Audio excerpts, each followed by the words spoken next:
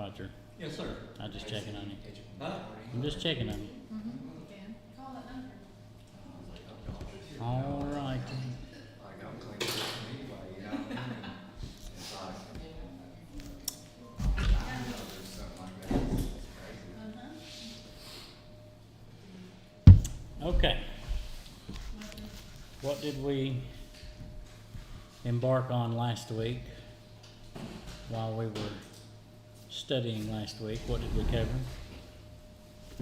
I was playing outfield last week. Yeah, so you don't even know. I was listening though. Well then fill us in. What did you study with us last week? Cut off. Cutoffs. Okay. What did we study last week? Must have a creator. Huh? We must have a creator. Okay. All right. I apologize. I lied. It's not last week's week before. I was just curious where she was coming up with a cutoff because I couldn't remember hearing Well, I that. was teaching cutoffs. Uh-huh. What did we cover last week? Anybody? Think about it.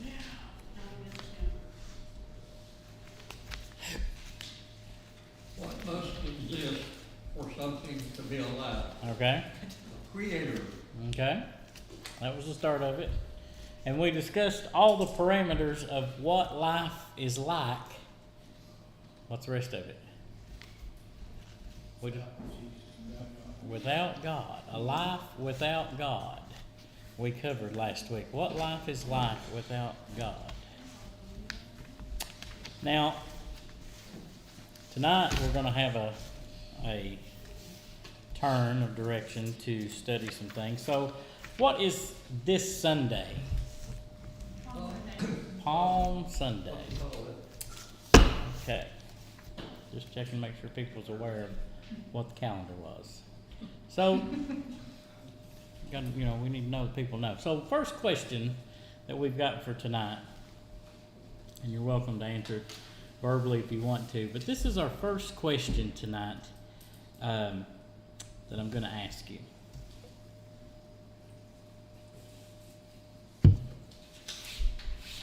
Now, this is with someone else. With someone else. Courtney says today.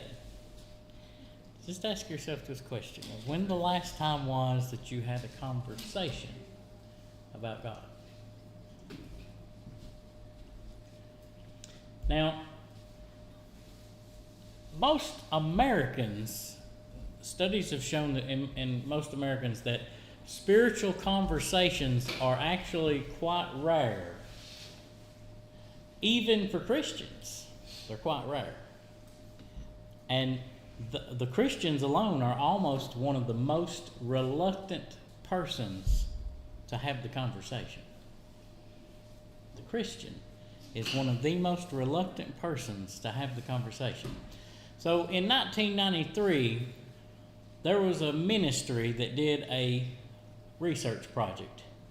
And they wanted to see why people did or did not engage in intentional outreach. And since that study, 25 years later, they followed up those questions to see if that has changed.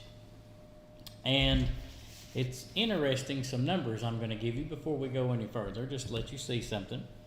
A growing number of Christians don't see sharing the good news as a personal responsibility. Only 10% of the Christians in 1993 who had shared about their faith agreed with the statement they were asked. And the statement they were asked was, converting people to Christianity is the job of the local church as opposed to the job of an individual. Now, 25 years later, moving on into the 2000s, 3 in 10 Christians who have had the conversation about faith say that evangelism is the local church's responsibility. So they've increased almost threefold. And there's plenty of reasons as to how that this has changed over time. But it brings you to the question of how often do you have a conversation about God? Now, there's a reason why we're asking this question. Some people don't discuss anything regarding the Bible, religion, or anything else with people for many various reasons. In the 90s and 1993, what ways did they have? Did we? I'm alive in '93. Courtney was old at that point, but in '93, what ways did we have to communicate with people, to have a conversation other than in person? What other ways could you call? You call somebody? Huh? Mail. The mail. Chris is already on the I mail. used to write letters. Well, we discussed that last week. That Pam and some of them said they wrote letters before. And then we got the phone. What else was in 1993? Anything else? Morse Pager. code. Huh? A pager? What'd you say? Morse code. Morse code? Can you read it? Can you interpret? Okay. As long as somebody can interpret, we're good. So, Smoke signals. fax machines were still present, Yeah. which are still being used quite crazily a lot today. But any other ways of communication? Now, we had that little of an amount of ability to communicate in 93. Did we have dial-up internet in 93? No? Okay, we didn't have dial-up internet in 93 either. We had, huh? I was like 11 or 12. So we didn't even have that in 93, and we were that limited in communication.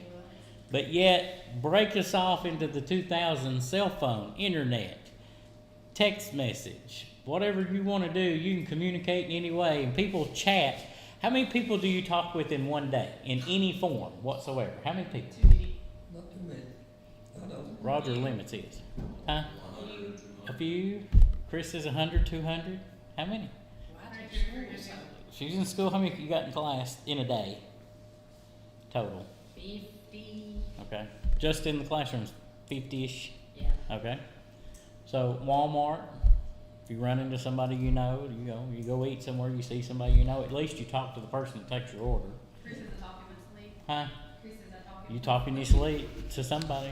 But we have this communication now. We're doing this form of communication, this effort at all times. And we do it more now than we did in 1993. And we have a lot more advanced ways of doing it in a much faster. For example, if I want to send a text message to somebody, if I wanted to text Lois's sister in California, and I hit the button right now, how long before she gets it? Yes. Seconds. Maybe 2 seconds, 3 seconds, her phone goes off. In 1993, my only choice was to make a long distance phone call. That was going to cost us so many cents a minute. Or mail a letter, or some other way of communicating. But we were limited then. But even now, there is a problem with people having any conversation about God. So, I have another question for you.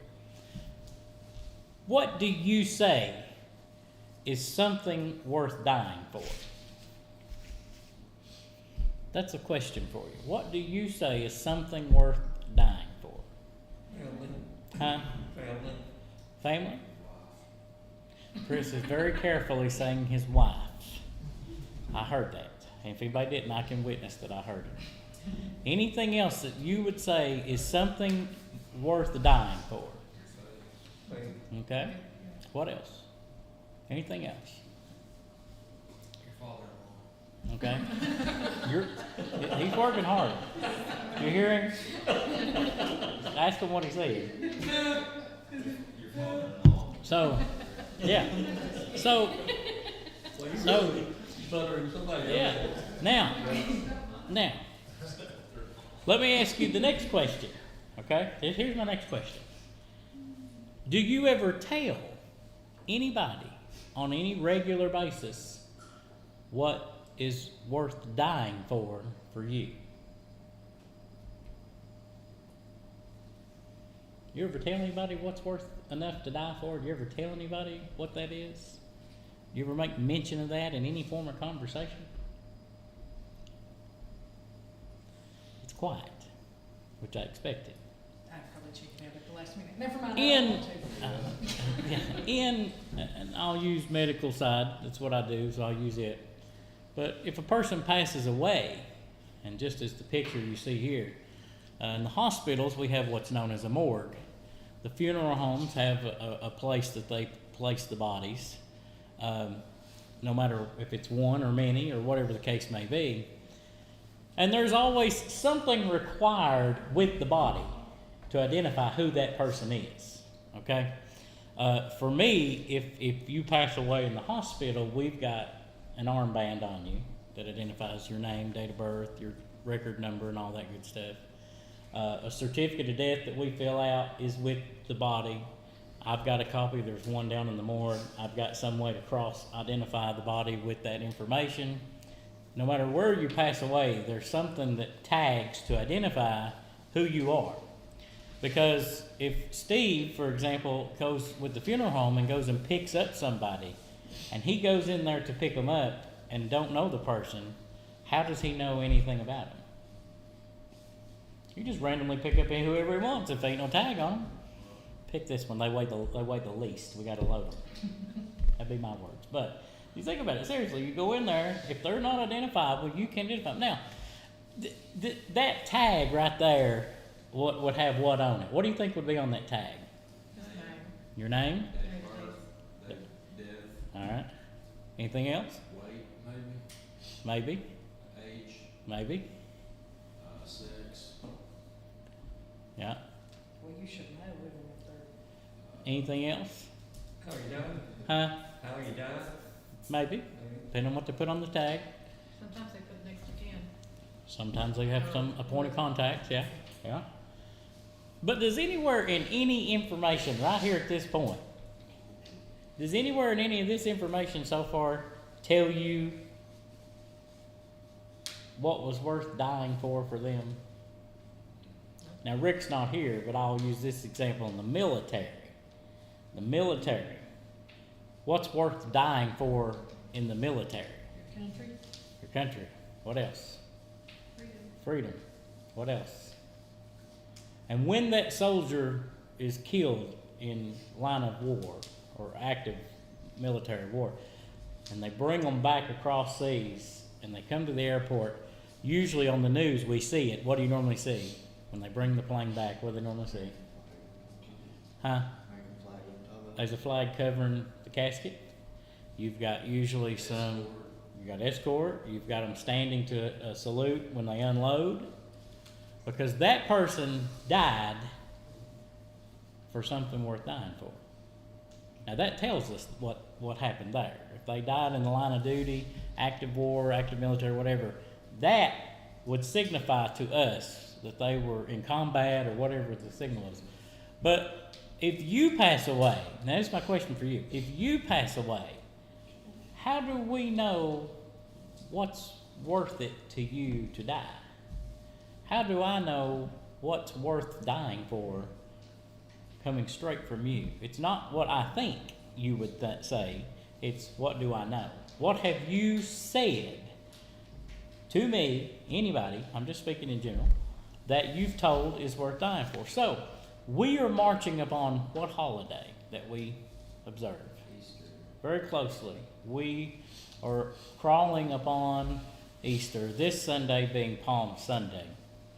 And I mulled over in the last few weeks. I like reading through just the four Gospels and the part of the specifics of the crucifixion. But you know, that sums up, that is the whole entire wrapping, if we wanted to put into any magnitude, the epitome of our belief.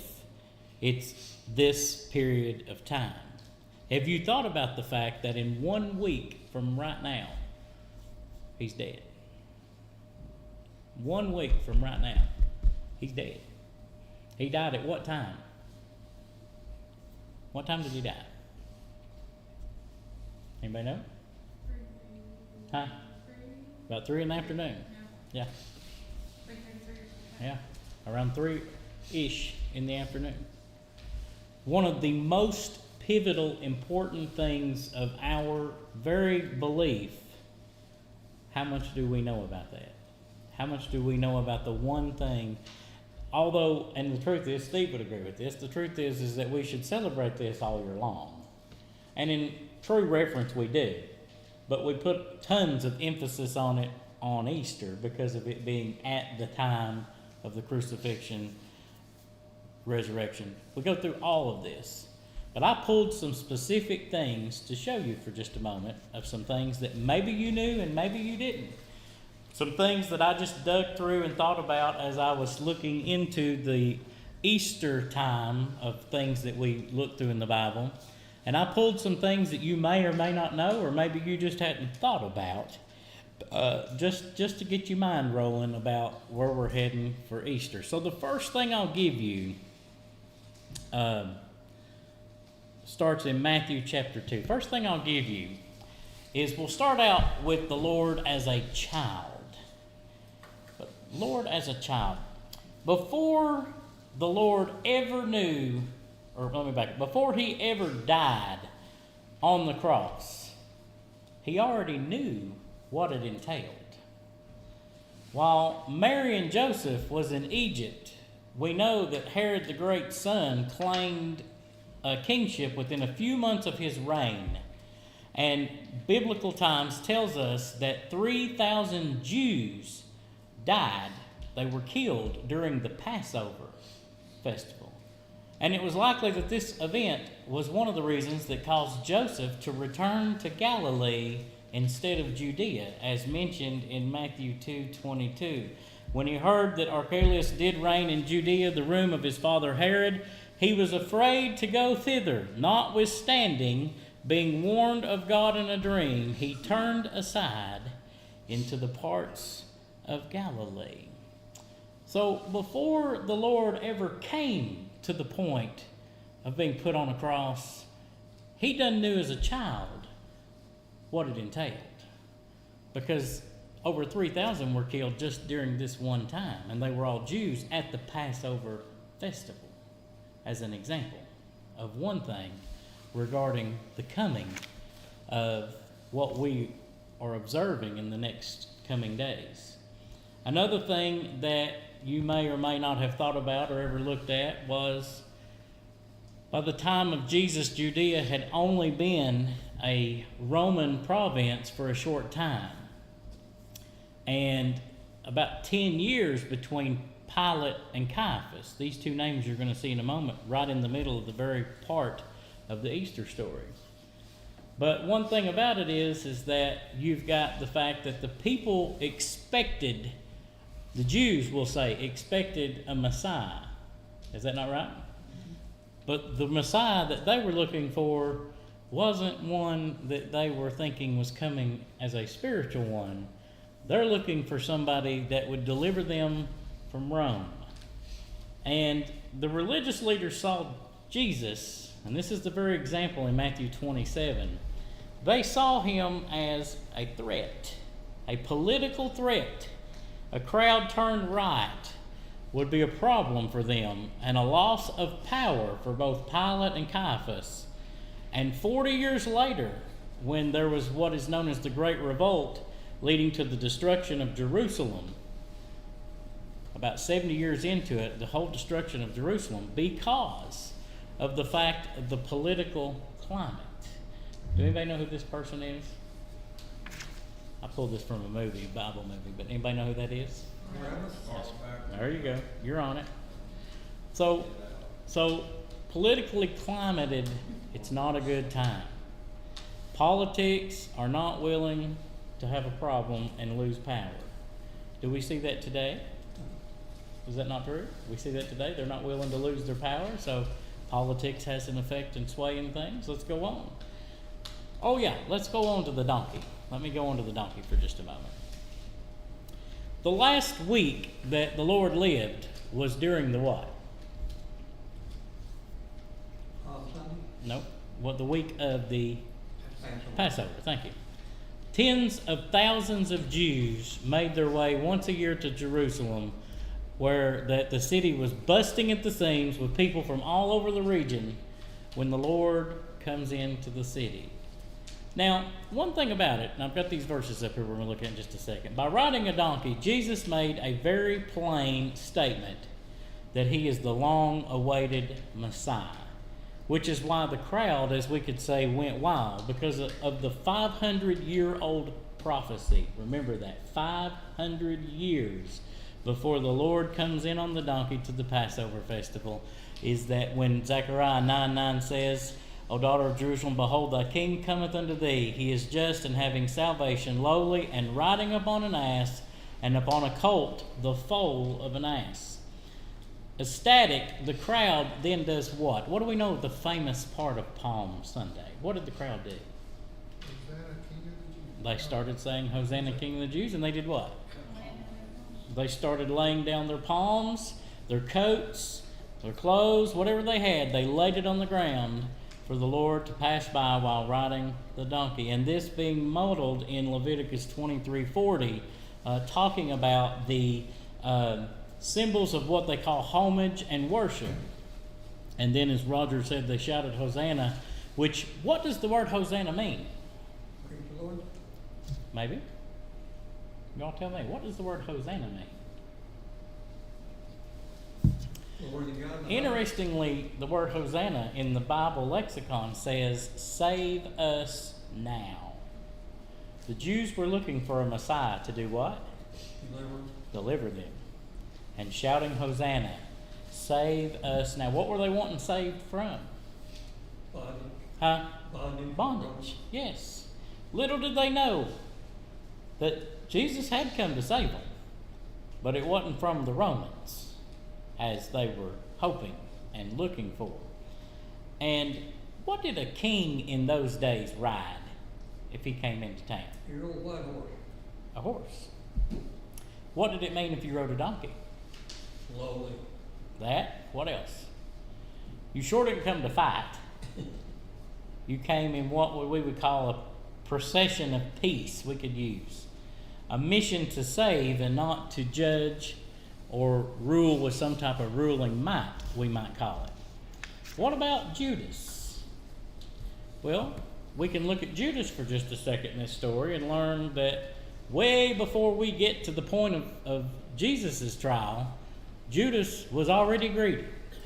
No spur of the moment decision came with this decision. As the treasurer of the money box, he was embezzling money way before we get to this part. Stealing from the disciples and pocketing for himself. Record bear. We even see right here, record bear, that he embezzled money before we get to the time that he does what? Betrays the Lord, and part of the story that we know. And Jesus might have been speaking directly to Judas. I pulled this verse in Matthew 6. Jesus could have very well been speaking directly to Judas when he informs him that you cannot serve two masters. You cannot serve God and mammon.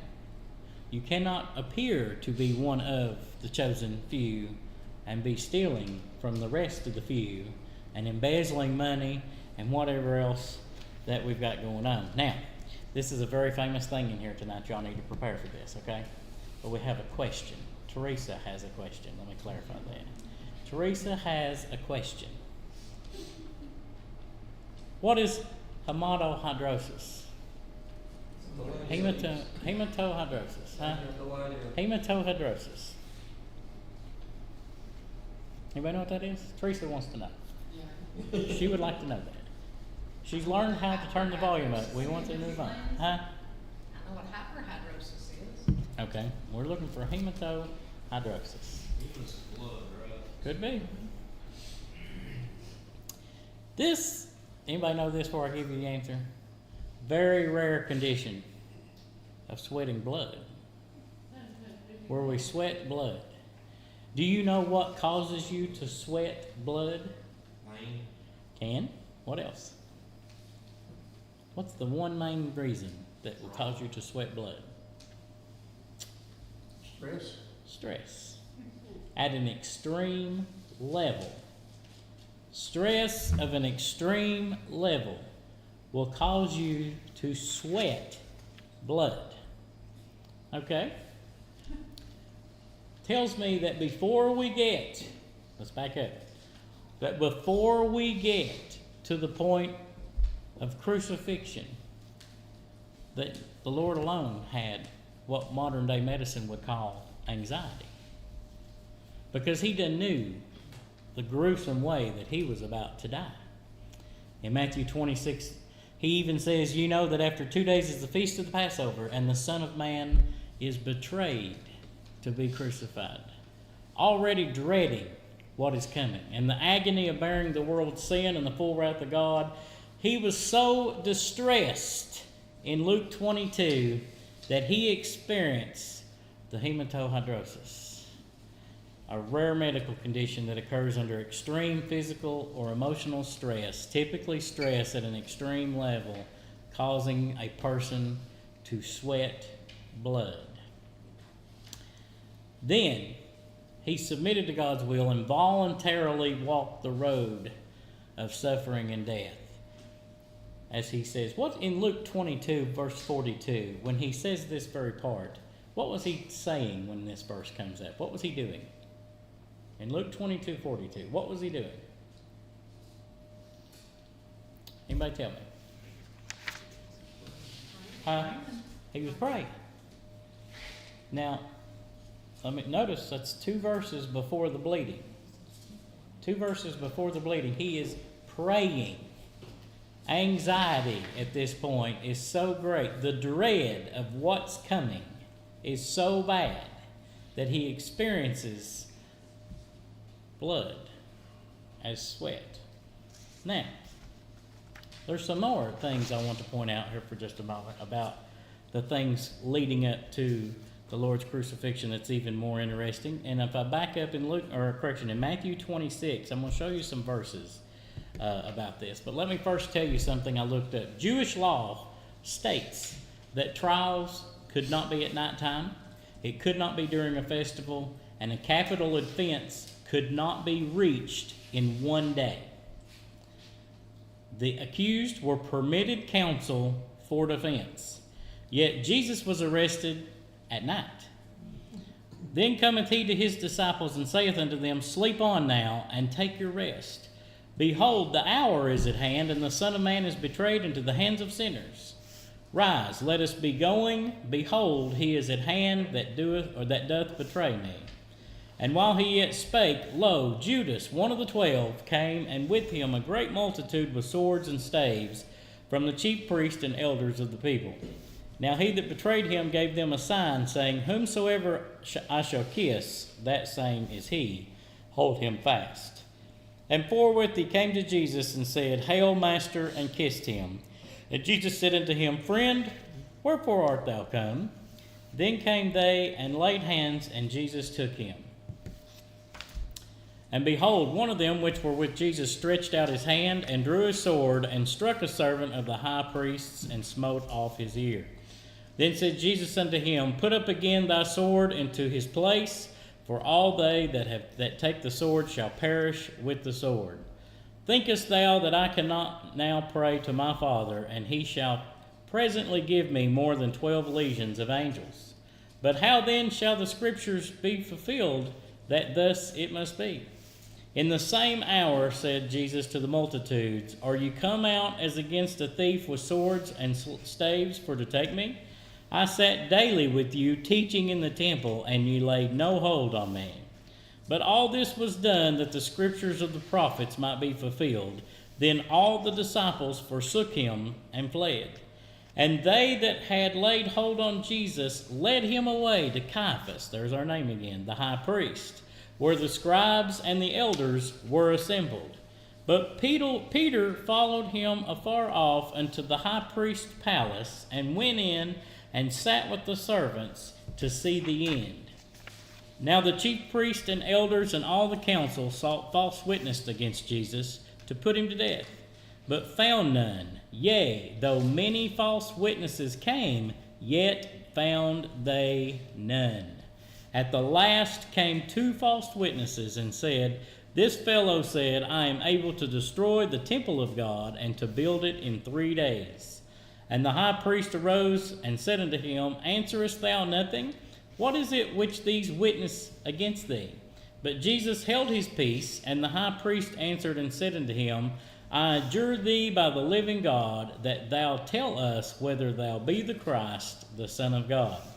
Jesus saith unto him, Thou hast said, I nevertheless say unto you, Hereafter shall ye see the Son of Man sitting on the right hand of power, and coming in the clouds of heaven.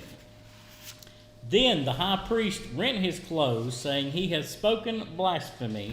What further need have we of witnesses? Behold, now ye have heard his blasphemy. What think ye? They answered and said, He is guilty of death.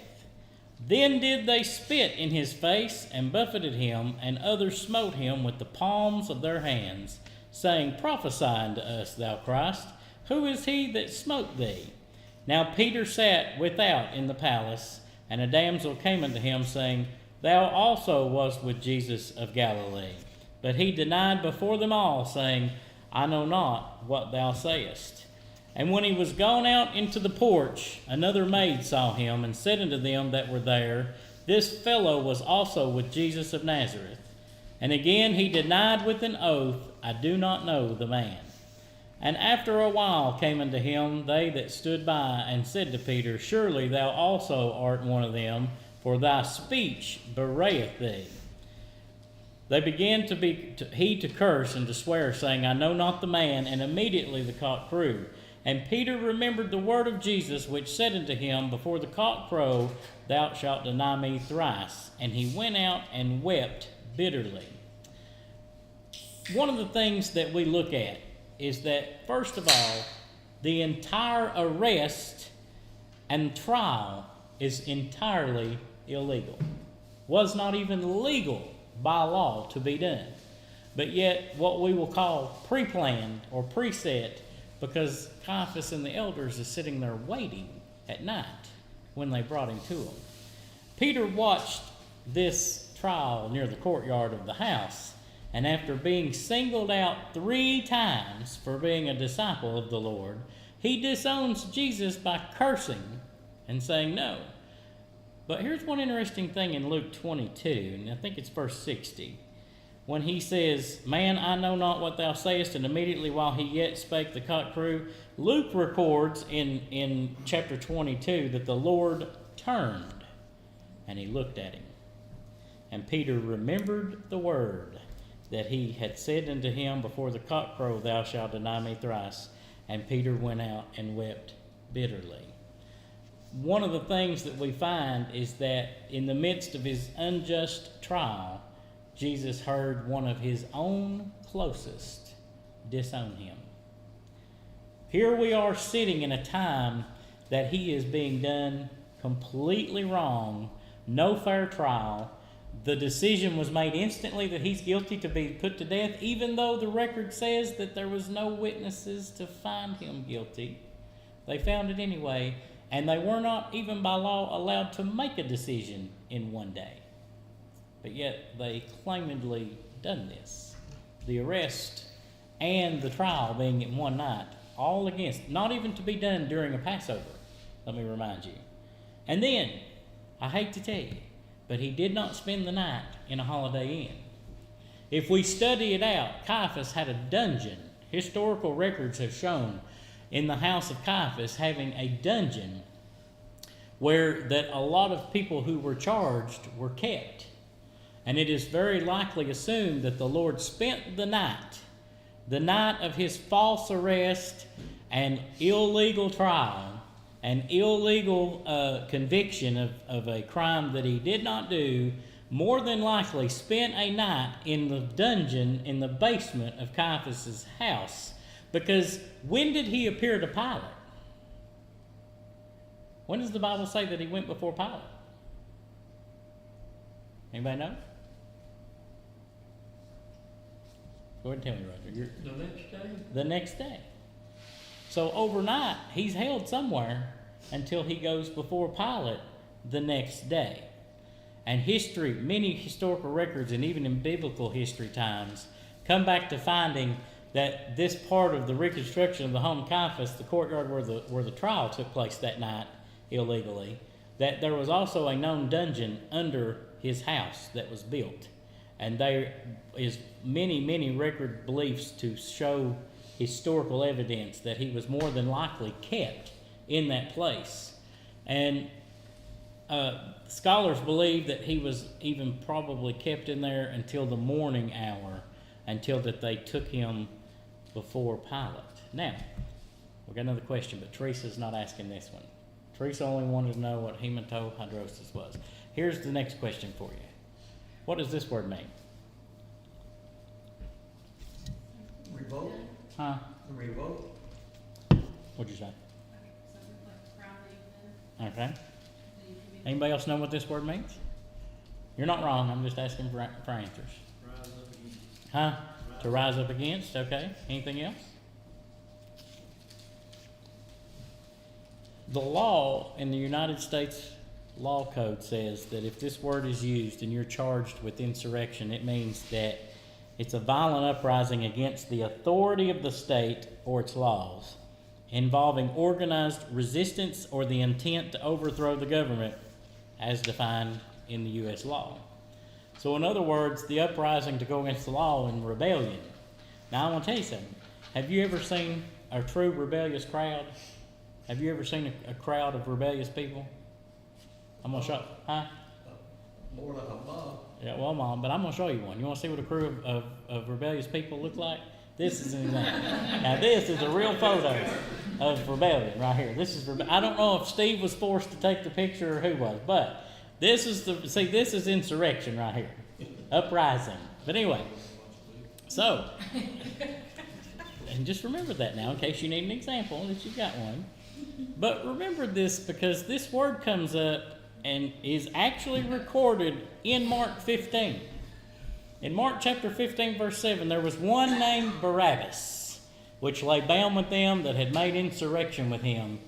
Now remember, bound with them that had made insurrection with him, who had committed murder in the insurrection.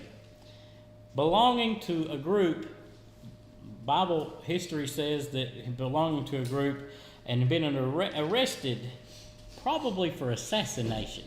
In modern day words, assassination is probably why he was arrested.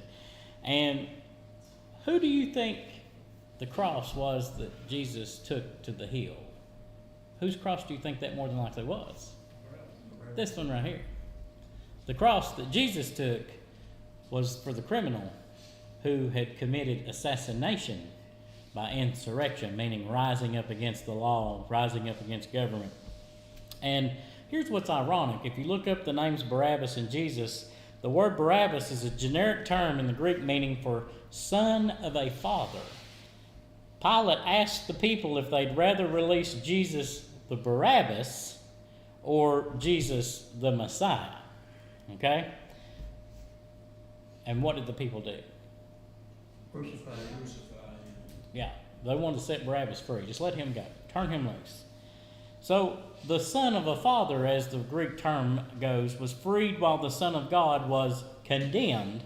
Jesus not only became the substitution for one sinner, but for what? All. One substitution represented that he not only took the place for one, that he took the place of all. Now, let's look at another piece about this Easter story in this part of the time. So we know the Lord's on the cross. There's two others on the cross at the same time. Do you know what the Greek word for robber or thief stands for? We see Isaiah 53:9, but let's go up to the four Gospels. What does the Bible say was on each side of him? Malefactor? Huh? Malefactor? Okay, but one was what, one was the other. What did it say? They both mocked him. Yeah. Those people mocking him. The one was mocking him, and then there was another on the other side. What is the famous term that we know as the thief? Okay. If you look up the word robber, thief, versions in the Greek word, it doesn't refer to what we know as an ordinary thief, but it takes you back to the word insurrectionist. That's what word it ties it back to. Someone who have probably taken part of a warfare in its place and hid daggers in their coats, killed anybody that were not part of the Roman resistance. So in other words, in modern day terms, a terrorist. That's a good version for what we would call them today as terrorists.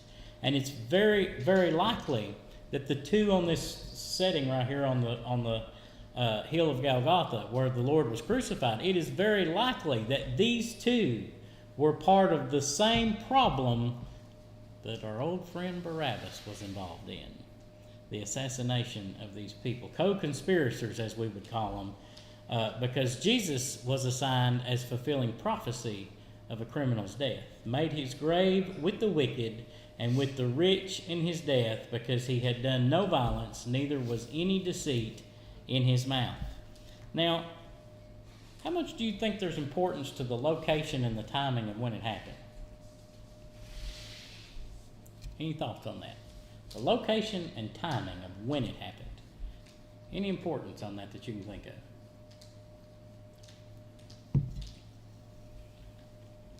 Anybody? One of the things that we know is, where was the hill that he was crucified on? Outside of Jerusalem. Okay. So the city gates on a well-traveled road. So let's just say, for example, that we put you on 25E right out here at LMU. That's a good example.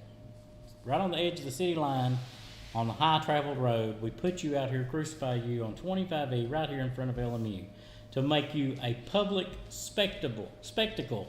When was he crucified? During the what? Passover. A lot of people don't realize the Passover was going on all week. This happens while the Passover is occurring. The festival of the Passover is going on when the crucifixion occurs. Now, one of the things that Matthew 26:2 even mentions is that he even says, you know that after 2 days is the feast of the Passover, and the Son of Man is betrayed to be crucified. The Passover festival celebrated God's deliverance of the Jews from Egypt, from death, and from slavery through the blood of a lamb. Jesus' death fulfilled the prophecy full of Jewish symbolism. He died around what time did we say during the day? Around 3 o'clock. The same time that the Passover lambs were being slaughtered in the temple. That is found in Exodus 12 and John 19. Jesus was both the spotless red heifer sacrificed outside the camp to purify the people from sin, as recognized in Numbers, as well as in Hebrews 13, and the Passover lamb sacrificed to save his people from death, same in Exodus, Isaiah, and 1 Peter. Because he even says in John chapter 1, what did John say? Behold, the Lamb of God that what? Takes away the sins of the world. During the Passover lambs were sacrificed usually on the 14th day of the month. 2 days later, the Jews celebrated the feast of the first fruits, that they would experience God's redemption and be witnesses to the world. A new day begins in their calendar, in the Jewish calendar, a new day begins when the sun sets, not when it rises.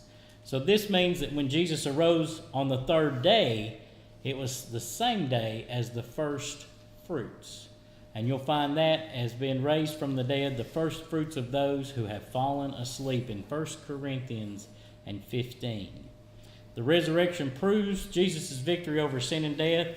And then we go on to even Daniel chapter 12 verse 2. He says, and many of them that sleep in the dust of the earth shall awake, some to everlasting life, and some to shame and everlasting content. What other significant events occurred while he was on the cross? Earthquake. Like an earthquake? What else? Darkness. Okay. Darkness. Yeah. What else? Anything else? The veil of rent and flame. Okay. So the first one that we obviously have, there was 4 events that occurred from 9 a.m. to 3 p.m. before he died. The last 3 hours that the Lord was alive, it's recorded in Matthew 27 that there was darkness. An eclipse occurred. Total darkness was a sign of God's judgment. And it was also in Exodus chapter 10, it was one of the plagues of Egypt. A plague in Egypt was also used by God that he's now bringing into the crucifixion. In Exodus chapter 10, you will find total darkness was a sign of judgment from God. Here's one. In Matthew 27, what does this represent? veil being ripped up the bottom. History says that this was a very, very thick woven curtain. Where was it at? And what did it separate? The holiest of holies. Room where God's presence and the Ark of the Covenant was at, and a room only who could go in one time a year. Who could go in there? High priest. One thing that was impossible to do at its size and magnitude was for it to get ripped or torn from the top to the bottom. If man was going to go in and do this, where would the tear start? Probably bottom. At the bottom. So in Matthew 27, we also hear that there was a major earthquake, and they usually were recorded, I think it's Exodus 19, that those were divine acts of God. Just like on the Mount Sinai, when God gave Moses the law, there was actually a record of an earthquake. At the same time of the earthquake, ancient Jewish saints came walking out of their graves. The saints, the believers, there was people seen walking about. So, not only at this point do we have an earthquake, an eclipse, we've got the tearing of the temple, the veil, not only fulfilling all these prophecies, but then we even show that Jesus took God's judgment and wrath for our sin, because the eclipse and darkness, the earthquake, all these massive events that God used, even one that was in the plagues, the death of all creation testified of him. And the Bible says that even, that in his death, all of creation testified of him, showing that Jesus took God's judgment and wrath on the cross for our sin, and we now have access to God's presence. Jesus has perfectly fulfilled the law of God on our behalf, showing his victory over death. Let me ask you a question. I have another question for you. What typically happened to a person in the Bible that died and wasn't buried?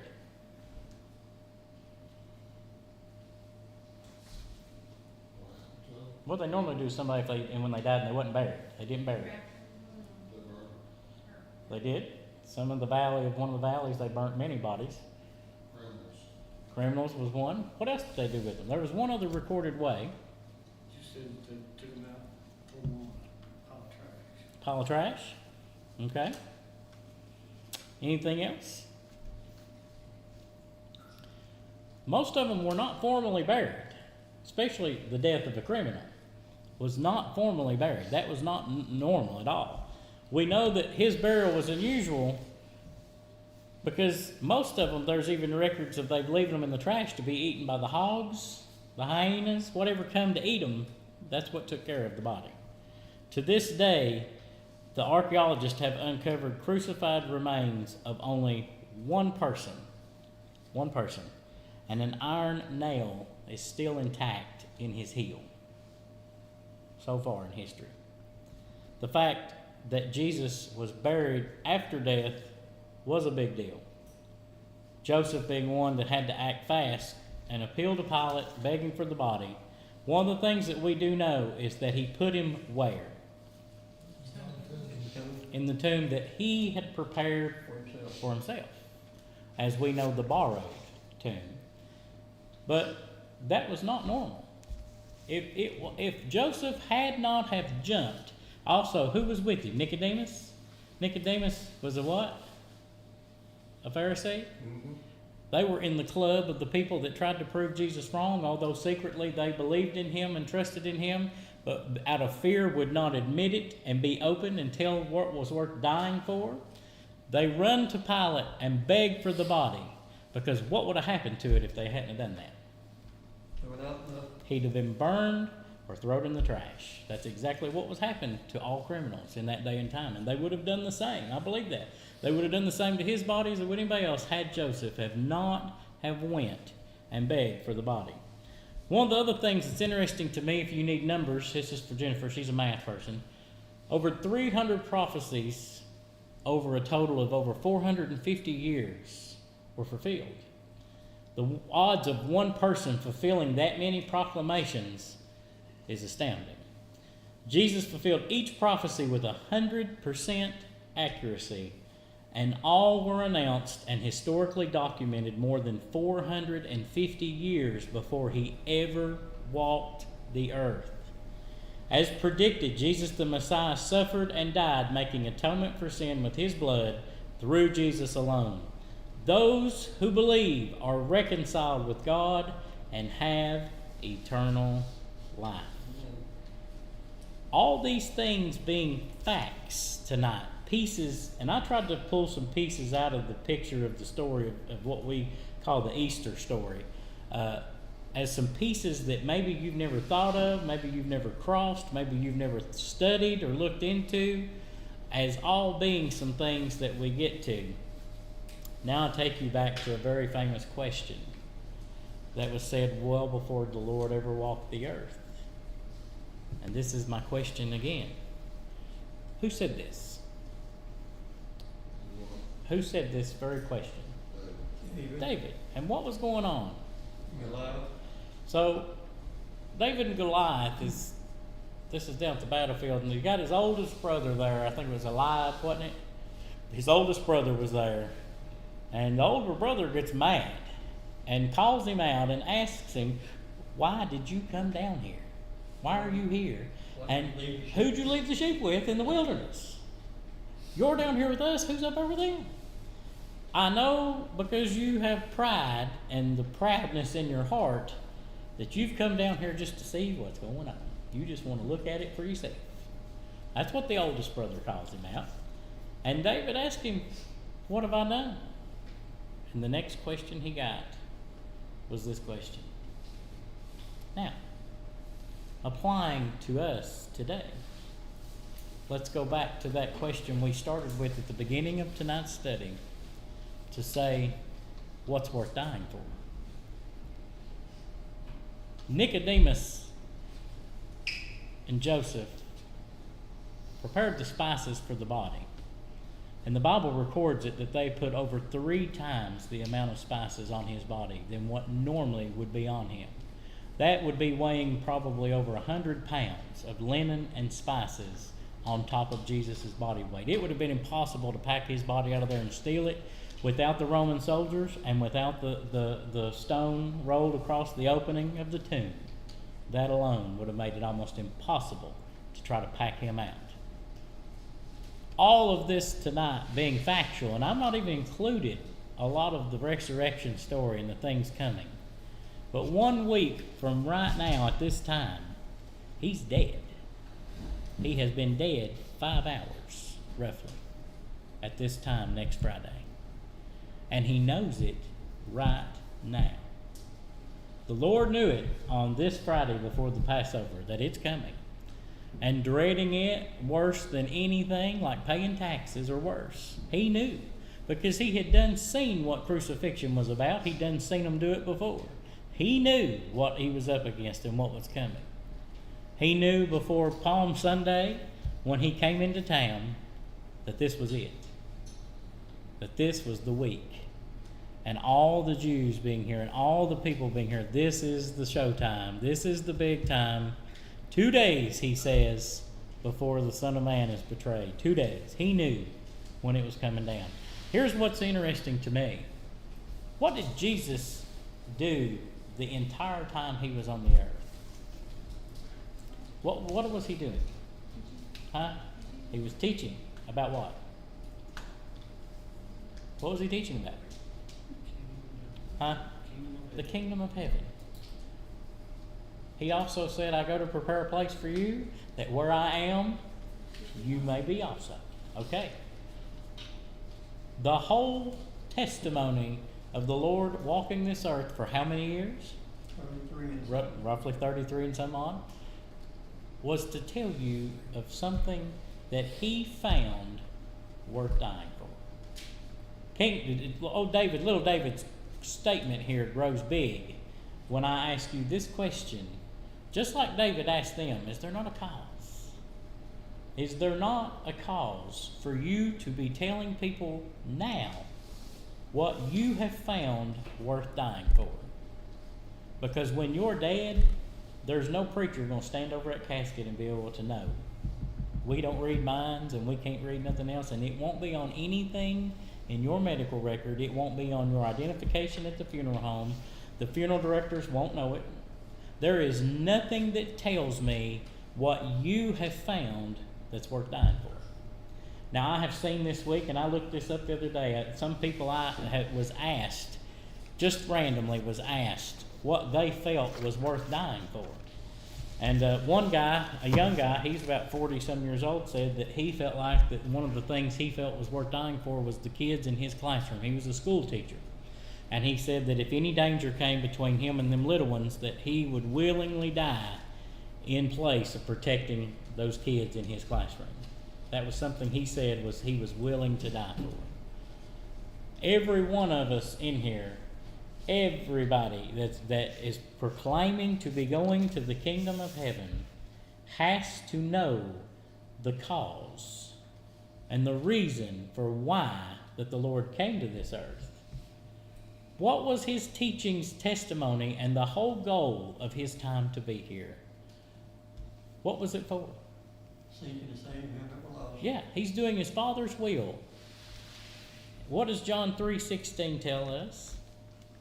So love the world. That he gave his only begotten Son, that whosoever believeth in him should not perish, everlasting life.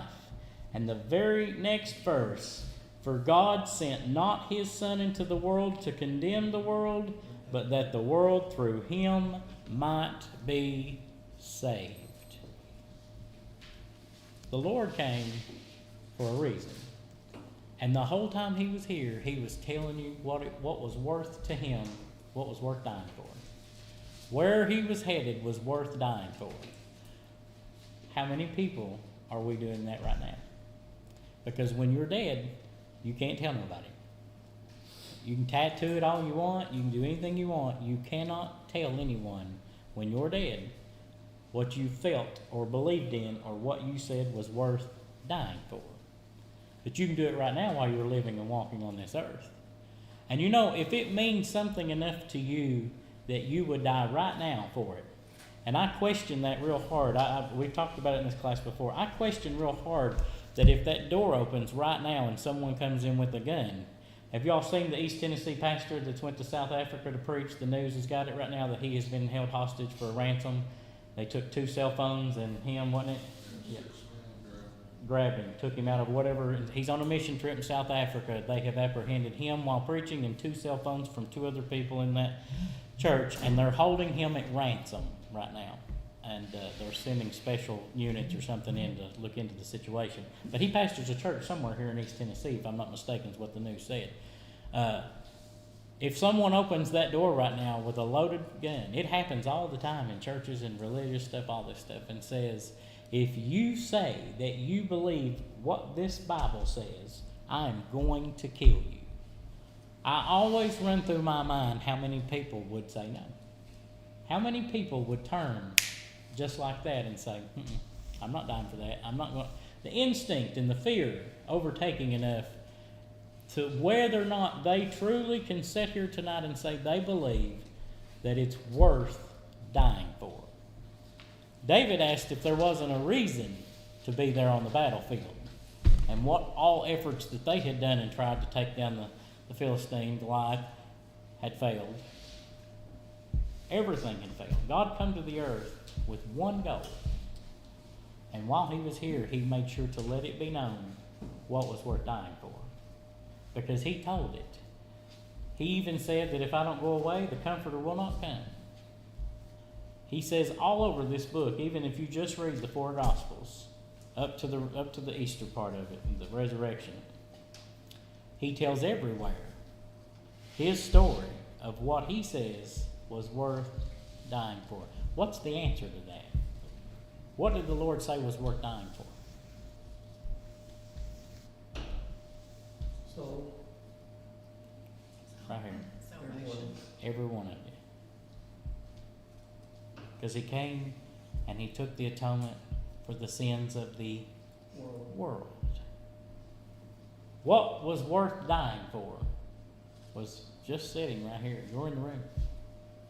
Gave down his life for you, for me, and everybody else. But he told what was worth dying for while he was here. Not when he was in the tomb wrapped up in grave clothes with spices. Luckily got there before they hauled him off. Before that ever happened, the Lord even knew as a child what that was going to be. He didn't seen it. Before that, in Genesis, it even tells the prophecy that there would be one to come. Isaiah, Daniel, all these places. If you look at the messianic prophecy chart of Daniel, you'll find all these prophecies that are fulfilled when he comes to the earth and he dies and he raises on the third day. But before we get to that, before we ever get to that point, you've got to ask yourself right here of what's worth dying for. What's really worth dying for? You know, in medical, in our world, if we pull up to a vehicle that's on fire and you're in it and you're alive, we're going to do everything we can to get you out of there safely. If I can't get you out there safely, I'm not even attempting. I'm not to attempt it. But you wouldn't believe how many people go against policies of their agencies and everything else and do whatever it takes, even if they get injured, if they get burnt. I had 4 employees one night at 2 a.m. attempting to get a patient out of a home, and all 4 and the patient went 20-some feet through a porch. It broke one of my employees' legs, ankles. I had 4 employees off for 6-8 months that happened. And they weren't fully aware of the risk when they got involved. But at the point they were involved, they decided at that point they had to do everything they could to try to keep the person alive. What are we doing to tell anybody around us what's worth dying for? If it means that much to you, I believe if it means that much to you, it would come out. I believe you'd tell it. I believe you would say something. And you know what? It's not the people sitting in the church house. Steve's here, he can tell you. It's not really the saved Christians here that need to know it more than the ones that don't know what's worth dying for. If you're saved and on your way to heaven, you've done got the plan. It's good for me to know where you're headed and where you're going. But what about all them around you? How often do you have a conversation about God? And why don't you? A lot of people do it out of fear. They're afraid of somebody getting mad, somebody getting upset, disagree, whatever the word is. But there is a cause. There is something worth dying for. And if it means that much to you right now, then maybe we should let somebody know that before we leave this earth. Before we leave, we need to be letting that light shine and let it be known before we get to the graveyard of what we found that was worth dying for. Anybody else got anything tonight?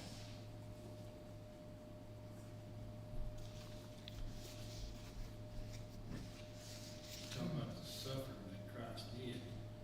When he sweat great drops of blood, you know, it's been recorded that other humans have done the same thing. Yes. They say, I've heard stories of people in the heat of battle and war, that they actually sweat great drops of blood because of the agony that they were facing. Yeah. Fire. Mm. And that was showing how just all human Christ was. Yes. He was totally human, he was totally God. Mhm. People say, well, you can't have both ways. Yes, you can. He was totally human. He felt and everything just like every human that ever lived and walked upon this earth. But people think, well, no, he didn't go through the death like a human. He did. Mhm. He felt the pain, he felt the agony, he felt the denial. And people, I can't stand people to ridicule, especially Peter, saying he had a faith failure when he denied Christ. Mm. It was, that's the reason why Christ told him to get behind me, saying it was prophesied that God would smite the shepherd, Mhm. the lamb, Yeah. and the sheep would be scattered. Mhm. And he couldn't go against what was prophesied. Mhm. And then, like I say, then in Matthew 20, it says, then came to him a mother of Zebedee's children and her sons, worshiping him, and desired a certain thing of him. And he said unto her, what will thou? She said unto him, grant that these 2 my sons may sit, the one on the right hand and the other on the left, in thy kingdom. But Jesus answered and said, you don't know what ye asked. Are you able to drink of the cup that I shall drink of? and to be baptized with the baptism that I am baptized with. They said unto him, We are able. That's the disciples. And he said unto them, ye shall drink indeed of my cup and be baptized with the baptism that I am baptized with. Mm-hmm. But to sit on my right hand or on my left is not mine to give, but it shall be given to them in whom it is prepared of my Father.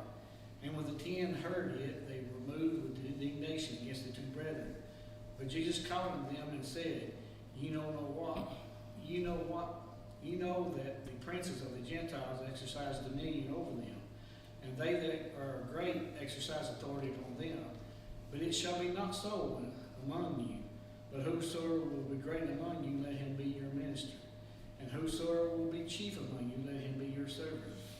Even as the Son of Man came not to be ministered unto, but to minister and to give his life a ransom for many. And as they departed from Jericho, a great multitude followed him.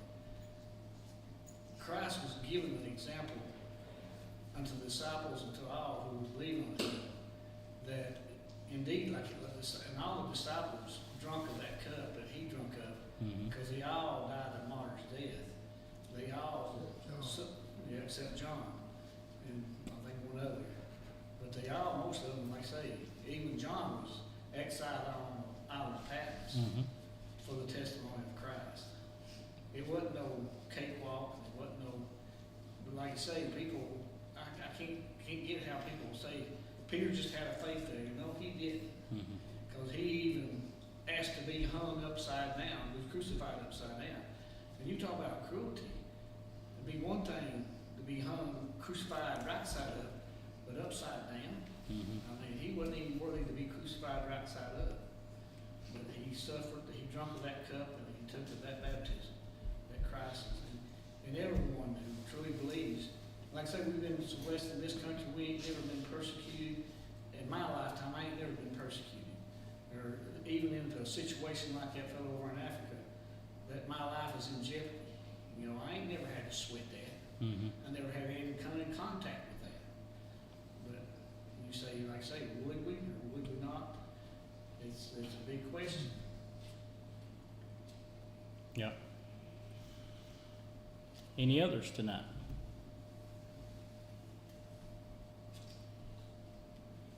I got some scripture I want to read real quick. Just think about everything's been said tonight, what Robert just said too. I looked the scripture up a while ago, and the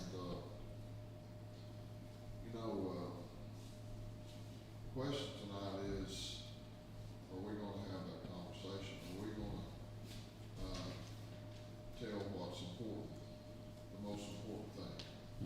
And then Paul reminded them in the Hebrews, this is 13:10, he said, we have an altar where they have no right to eat, which serve the tabernacle. For the bodies of those beasts, whose blood is brought into the sanctuary by the high priest for sin, are burned without the hand. Wherefore Jesus also, that he might sanctify the people with his own blood, suffered without the gate. Therefore let us go forth, therefore unto him without the camp, bearing his reproach. And, we read in Leviticus what God commanded them, that these animals, the flesh of these animals should be burned without the gate, without the camp. And, it's easy for us to talk about the Lord when we gather here on Sunday, when we're amongst the brethren, to testify of God. But when we go, like Paul said,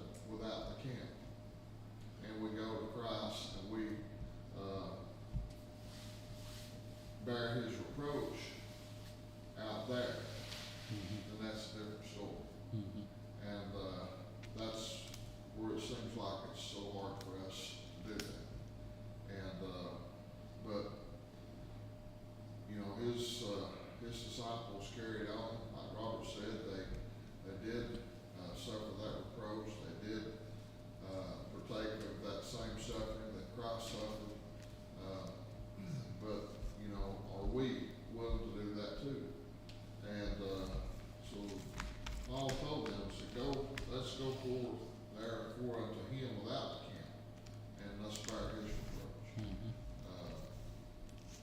You know, the power is in the blood. It was then, it took the blood of the animals Mhm.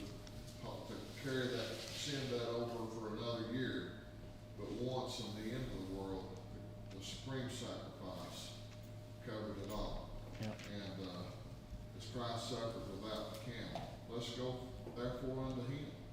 Let's bear his reproach. Mhm. Let's be willing to tell the world what the most important thing.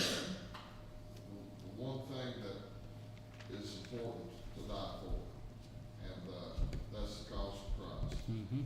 And, a wonderful lesson tonight, but I thought that scripture while we were talking about this, and I looked it up on my phone. This Bible here don't have a lot of reference, can't hardly look something up at it, but, I looked it up on my phone, but I thought of that scripture made this, so I want to read that later tonight.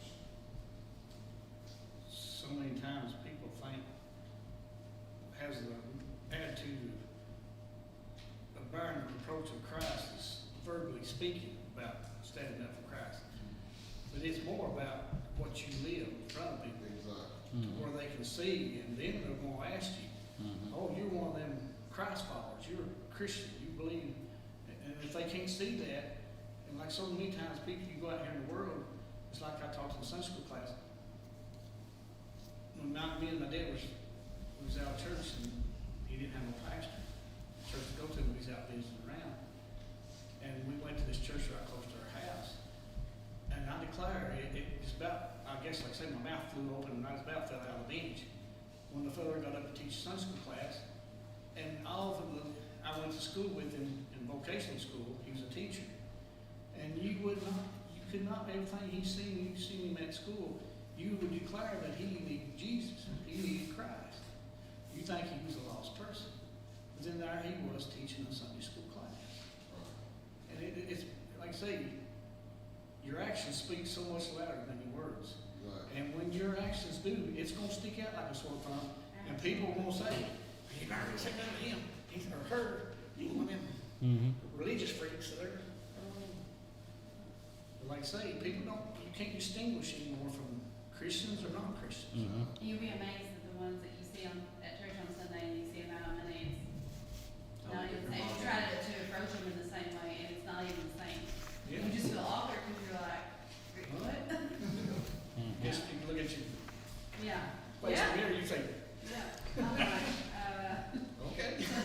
I get a lot of flack for it, but I'm the same here as I am at home, as I am anywhere. Yeah, that's what you should do. Yeah. But it's May amazing. not always be good, but I'm the same. Yeah. Paul also said that we are to seek to be like Christ. And he even said that, and he mentions it in even in Philippians, the famous verse that everybody knows is that about that he didn't count himself to apprehended, but the one thing I do, forgetting those things which are before, to go after the things which are ahead. And he says, what's the famous verse? Is I press toward the mark for the prize of the high calling of God in Christ Jesus. Press toward the mark of the high calling. And it all comes down to is what truly happened to you. Mhm. You gotta say. My mind always goes back to the Gadarene man. Mm-hmm. There he was, and the people of the city said, "Go, leave." And he said, "I'm going with you, Jesus." He said, "No, you stay here and show what the Lord had done for you." Mm-hmm. And that was, like I say, when the Lord returned, they accepted him with open arms. Yeah. Because that man had told us a tale to tell. He had a Mhm. story to tell. Yeah. Not only that, he could show them, look at me, y'all know who I was, y'all seen him before, Mm-hmm. y'all know my life. Yeah. Now, let me tell you what happened to me. Mm-hmm. And you couldn't deny that, you can't deny that. The witness, the testimony that your life proclaims has more impact than a lot of people ever think. Mm-hmm. People think, well, it's it's not what I do, it's what I say. You heard that? It's not what I do every day of the week, it's what I say. You gotta take what I say. And like somebody said, I can't hear what you're saying from your actions. Your actions speak louder than what you're, Oh, yeah. I can't hear what you're saying. No. Analysts for that, I'm all the time saying actions are louder than words. Yeah. Oh, yeah. You know, those people, that come to the gatherings, they have to think, well, you know, he's got him calmed down for now. Yeah. But when we drive the Lord out here and tell him to leave, he's gonna go right back to being the same way he was. You know he was under a microscope. Right. Because I mean, everybody says, Absolutely. everybody just watched this wave too far away. Yeah, Mhm. the same Oh, yeah. thing in the tombs, he break the chain, they thought, you know, This man's a he'll wild go man. back the same way he was, and they had that in their mind. You Just a know they matter did. of time. But when the Lord come back, and that man had changed, and he had lived, and he had testified what Christ done for him that whole time, and lived, and was a changed man, they thought, man, you know, I want what he's got. Yeah. And They look- that's what's gonna make people want what we got. Yeah. And, well, it's good. The funny thing I find about Easter is, and people wrap up very, very heavily in the holiday version part of Easter. I have rabbits at the house that's never laid eggs. I will tell you that because I have them at the house. You can ask Chris, they don't lay eggs. There's some strange mysteries to some things people went along with about, you know, rabbits laying eggs at Easter, you know, but you know, some strange myths and things, and we wrap up in a lot of that. But if you just go on the church side, this year makes 40 times that I've sat in a church on Easter. 40 times that I've been under the roof. Courtney is very close behind me. So, Not that close. she's real close. So, the point being that you think about, I just thought about this the other day. How many people you think get offended when they come in the church on Sunday on Easter? Some will get offended because they've heard the same thing every year on Easter Sunday. I hear the same thing every year I come to church on. I've only come on Easter and Christmas, but I hear the same thing every time. Well, there's nothing wrong with that, because the fact if it's worth dying for when you first heard it, it's apparently still worth dying for because you're still hearing it. That's one. Then if we take the churchgoer, it says, I don't want to come in and him read me the Easter story on Easter. We've all read it. I've heard it for 100 years. I hope the pastor don't preach. But then there's some that'll get offended if you don't preach on the resurrection on Easter Sunday morning. Well, what about the rest of the story? What if the only people that ever come in the door on Easter or Christmas sit under here and find something else that they've never found before? You know, there's a person in the Bible that said, never a man spake like this man. Come down and see the one that told me everything I'd ever done. You can't tie God up and chain him up in a box and say, oh, it's Easter. We can only talk about when he died. No. He was talking about that when he got here. He was telling about that coming while he was walking. It was worth dying for. He was telling you that while he was here. But we can't set those limitations on ourselves or on God. But you ever think about that? How many people come in? Some will come in thinking, I've got it licked. I didn't know what the preacher's going to say today. It's Easter Sunday. I didn't know what he's going to say. I've sat through plenty of Easter services and they didn't read one thing about the resurrection. They was completely somewhere else in the Bible and it went fine. But look at us. We got to take that stuff out and learn God's 24/7 and then see and realize for ourselves. Steve can't answer for you of what you say is worth dying for, and you can't say anything to him about what he says what's worth dying for. You have to make the claim for yourself. But if you know it, if you really know it, why ain't you saying it? Why ain't you telling it? We do a lot of things to veterans. July the 4th, Veterans Day, Memorial Day. We do several things for veterans in our military and honor them and you know, appreciate their service and everything else. And if one of them dies and comes back with that flag wrapped around that casket, you know why they're back. You know what happened. You know why they're coming back on that plane in that shape. But that was what they did that was worth dying for. Don't get to your grave and then people be sitting there not ever knowing what you stood for and what you said was worth dying for. because all these people come in on Sunday. I've always heard it called as driftwood. They come in with the tide and they go out with the tide. That's what the holiday attenders are on Easter and Christmas, was the driftwood. And there's plenty of them that expect to hear that one story, and that's all it is to them. If the gunman showed up on Easter Sunday because a big crowd was here and said those very words, we would have plenty of people that would still be alive walking out the door. If you're knocking you down. Because it ain't worth dying for them, because they're not coming. They're not proving it. They're not living it. Anybody else got anything tonight? You talk about people coming just on Easter Sunday. I couldn't help but think when you put out the one column,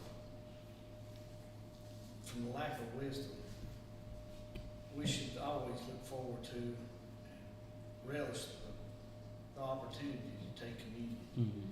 But you put out that one column, and how many church members We'll are stop. not coming Mm-hmm. because hey, they're having communion Sunday. I'll have to stay a little later. Mm-hmm. I'm not going. Mhm. I'm not going to eat. It's on Easter Sunday. Mm-hmm. That ought to be, Yeah, it should be something that you relish in something church. we look so forward to. Yes. And Yeah, the baptizing. I've heard people say they won't practice, their church doesn't every Sunday, I think. There are some that do. I mean, you know, if you wanna do that, but to me, you know, doing it twice a year, I look so forward to that. Mm-hmm. Yeah, That like you say, we just have twice a opportunity year. to do what the Lord said for us, huh? Just twice a year, I mean, you don't get opportunity to twice a year. That's what I'm saying, and, I mean, I don't get it. You'll have people not coming though because of that. Really? The thing of Easter, I know I've shown this probably to some of you, but I keep a comic in my Bible, and, I showed it to you, Josh. I think so. Yeah, anyway, I don't know if y'all remember reading the funny paper, which newspapers now pretty much That's my favorite part. comic strip. Anyway, the Wizard of Ed, and he commanded that they bring all this stuff, it's Easter, and he was wanting to find the joy of Easter, and all the pageantry of it, they brought all this stuff in, they brought this tree in, and had Easter eggs hung all over it, and none of that brought him joy, and he grabbed that tree and he started shaking it, he said, where's the joy? Where's the stupid promise? And when he shook all the Easter eggs off of it, there was the cross, and it was right before him, and, I'm glad that that's where the joy is at. Mm-hmm.